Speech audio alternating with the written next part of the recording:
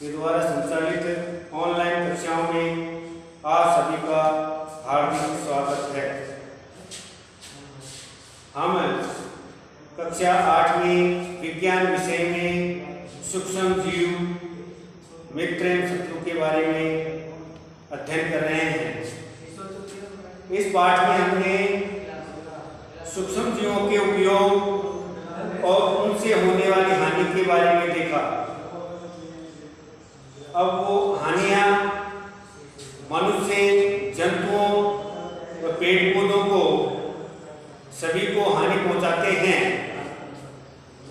इन सब के द्वारा हानियों के बारे में देखने के बाद में हमने खाद्य विषाक्तता के बारे में देखा। सूक्ष्म जीव खाद्य पदार्थों को संदूषित कर देते हैं, खराब कर देते हैं, जिसके कारण मनुष्य के द्वारा उस भोजन को ग्रहण करने के बाद वह उस मनुष्य में अनेक बीमारियां उत्पन्न कर देता है। खाद्य विषाक्तता के बाद में हमने खाद्य परिरक्षण के बारे में देख रहे हैं। जो भी खाद्य पदार्थ है उसको किस प्रकार से सुरक्षित रखा जाए, अपने लिए अधिक समय तक उपयोगी रहे, ऐसा हम देखते हैं। अब उसमें जैसे अपने घरों में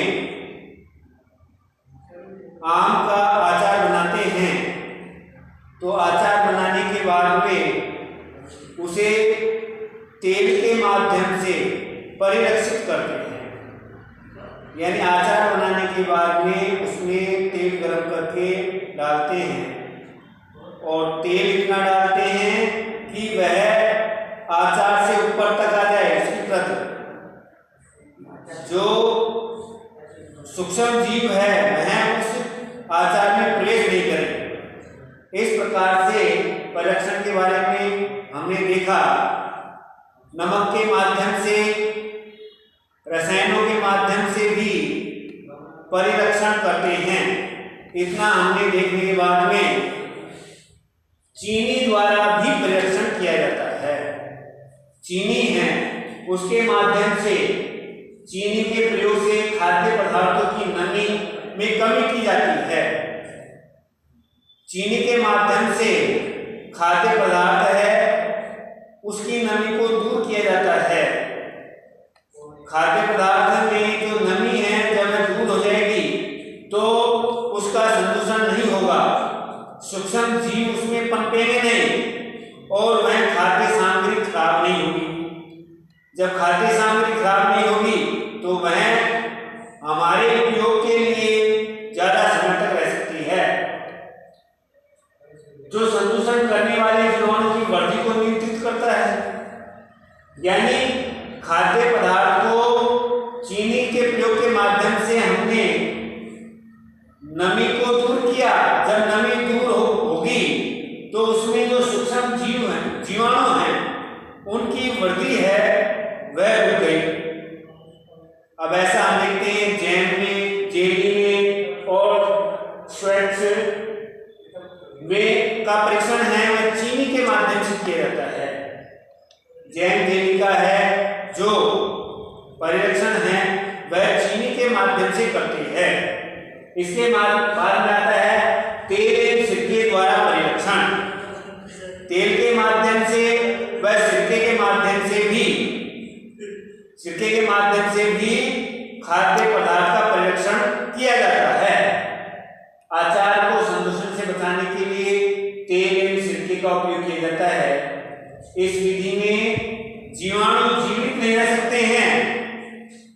अब देखो, अभी मैंने बताया था अचार है उसका परिरक्षण तेल के माध्यम से करते हैं, तो उसकी परत है, तेल की परत अचार से ऊपर होगी, तो जब ऊपर होगी तो उसमें जीवाणु जीवित नहीं रहेंगे, क्योंकि बाहरी वातावरण से उनका संपर्क हट जाएगा, जिसके कारण जब जीवाणु जीवित नहीं रहेंगे तो उनकी वृद्धि नहीं होगी और हमारा अचार खराब नहीं होगा। आप देखते हैं कभी कभार जब अचार में तेल की कमी हो जाती है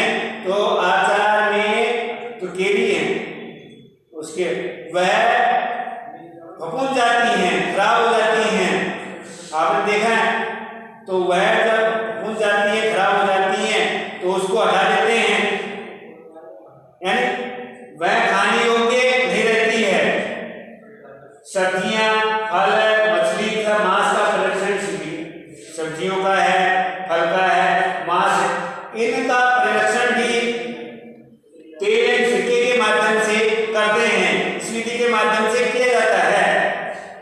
फिर आगे हम लिखते हैं गर्म एवं ठंडा करना। गर्म करके और ठंडा करके भी खाद्य पदार्थ का परिरक्षण कर सकते हैं। हम देखते हैं जो दूध है, दूध को आपकी माता जी है वो गर्म करती है, गर्म करने के बाद में उपयोग में लेती है, क्योंकि उबालने से उसमें जो सूक्ष्म जीव होते हैं वह नष्ट हो जाते हैं, इसलिए उबालती हैं और वह उपयोग में लिया जाता है। तो उबालने से सूक्ष्म जीव नष्ट हो जाते हैं, सूक्ष्म जीव मर जाएंगे। जब सूक्ष्म जीव नहीं रहेंगे तो उपयोग में लिया जाएगा।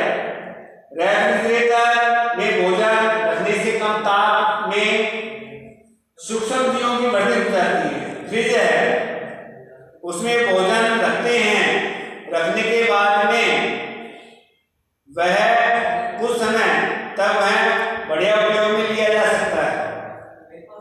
अगर फ्रिज में हमने खाद्य सामग्री रखी और बाहर रखी तो सुबह की शाम को खराब हो जाएगी, शाम को खराब होगी तो कल तक तो खराब हो जाएगी। लेकिन फ्रिज में रखने पर है सुबह की शाम को काम आ जाएगी, कल भी काम आ जाएगी, खराब नहीं होगी।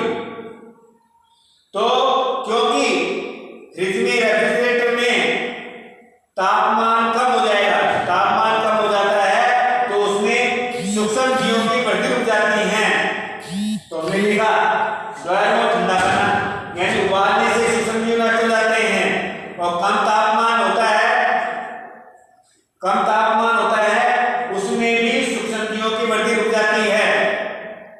जब वो बढ़ेंगे नहीं सूक्ष्म जीव तो खाद्य सामग्री खराब होगी नहीं।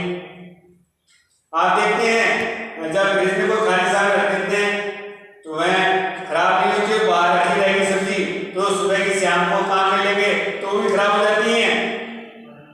अब आगे ध्यान करें, पास्चुरीकृत दूध को बिना उबाले उपयोग में लिया जा सकता है क्योंकि यह सूक्ष्म जीवों से मुक्त होता है। पास्चुरीकृत दूध होता है उसको बिना उबाले ही काम में ले सकते हैं क्योंकि वह सूक्ष्म जीवों से मुक्त होता है, सूक्ष्म जीव उसमें नहीं पाए जाते हैं, सूक्ष्म जीवों की उनमें मात्रा नहीं होती है। अब आता है पास्चुरीकृत दूध क्या है। इसमें दूध को 70 डिग्री सेल्सियस तापमान पर 15 से 20 मिनट 15 से 20 सेकंड के लिए गर्म करते हैं, 15 से 20 सेकंड के लिए गर्म करते हैं, फिर तुरंत ठंडा कर उसका भंडारण कर लेते हैं, जिससे सूक्ष्म जीवों की वृद्धि रुक जाती है। देखो दूध को 70 डिग्री सेल्सियस पर गर्म किया, गर्म करने के बाद में 15 से 20 सेकंड तक गर्म किया, गर्म करने के बाद में उसे तुरंत ठंडा करें, फिर ठंडा करने के बाद में उसको भंडारण करते हैं जिससे सूक्ष्म जीवों की वृद्धि है रुक जाती है। इस प्रक्रिया के बारे में सबसे पहले लुई पास्चर नामक वैज्ञानिक ने बताया। जो ये प्रक्रिया है दूध को गर्म करके तुरंत ठंडा किया, इस प्रक्रिया के बारे में सबसे पहले लुई पास्चर नामक वैज्ञानिक ने बताया, इसलिए इसे पास्चुरीकरण कहते हैं। तो पास्चुरीकृत दूध होता है उसको हम बिना उबाले ही काम में ले सकते हैं। अब देखिए आगे भंडारण एवं पैकिंग। मेवे तथा सब्जियां भी बायोलॉजी सील किए गए पैकेटों में बेचे जाते हैं जिससे कि सूक्ष्म जीवों से सुरक्षा होती है। आप देखते हैं जो खाद्य सामग्री पैकिंग वाली खाद्य सामग्री होती हैं वह थैलियों में पैक होती हैं। अब जो पैक की सामग्री है ज्यादा समय तक चलती है क्योंकि वे वायुरोधी होती हैं, वायु में सूक्ष्म जीव होते हैं। अब उस सूक्ष्म जीवों के माध्यम से वह खाद्य सामग्री खराब नहीं हुई है। नाइट्रोजन स्थिरीकरण, राइजोबियम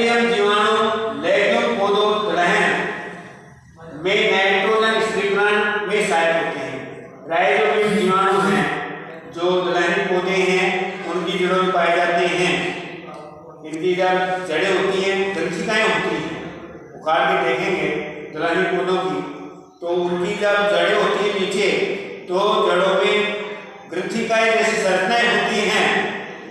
अब उन ग्रंथिकाओं में राइजोबियम जीवाणु पाए जाते हैं।